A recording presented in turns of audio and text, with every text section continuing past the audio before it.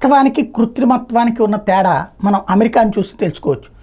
Last elections ముందు ట్రంప్ని కృత్రిమంగా విలన్ని చేశారు, బైడెన్ని కృత్రిమంగా హీరోని చేశారు. Media, social media, mouth publicity, దాని ద్వారా ట్రంప్ను ఒక రాక్షసుడిగా, వాస్తవంగా నల్లజాతీయులకి ట్రంప్ వచ్చిన తర్వాతనే అద్భుతమైనటువంటి మార్పులు తీసుకొచ్చాడు. అట్లాంటి ట్రంప్ని విలన్గా చూపించారు. అంతకుముందు బైడెన్ల పార్టీ వాళ్ళు ఉన్నటువంటి సందర్భంలో ఏవైతే తప్పులు చేశారో దాన్ని కవర్ చేస్తూ చేసుకొచ్చారు.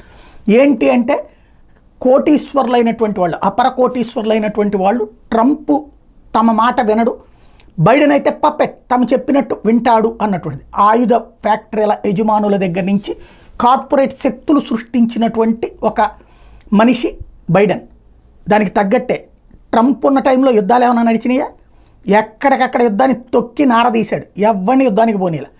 రష్యా ఉక్రెయిన్ని యుద్ధానికి పోనీలా, ఇజ్రాయెల్ హమాస్ వారిని నడవనీలా, ఎక్కడికక్కడ కంట్రోల్ చేసుకొచ్చాడు.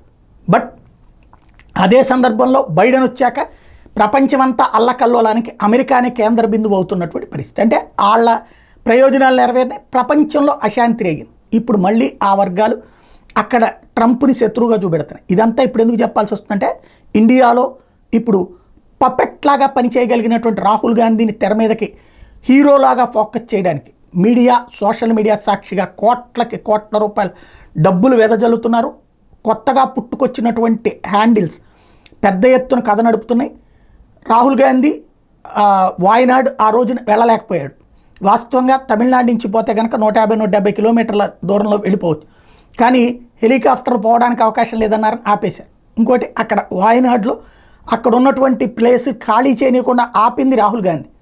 అలాగే లోకల్గా ఉన్నటువంటి కమ్యూనిస్టులు కూడా ఇవాళ వాళ్ళు చనిపోయిన తర్వాత ఇప్పుడు వచ్చి ఈ టైంలో మనకేమీ వద్దు, మనమేం మాట్లాడద్దు లాంటిది, అయ్యో చూడండి ఎంత బాగా మాట్లాడుతున్నాడు రాహుల్ గాంధీ అన్నట్టు. బట్ వాళ్ళ ప్రాణాలు పోయిన తర్వాత కూడా అబద్ధాలని నిజాలుగా ప్రొజెక్ట్ చేయడం అన్నట్టు. సాధారణంగా వరదలు, సహజ వరదల్ని నేను తప్పుపట్టను, ఆ వరదల్లో జరిగే ప్రాణాల వ్యవహారంలో రాజకీయాలు చేయాలని కూడా కోరుకోను.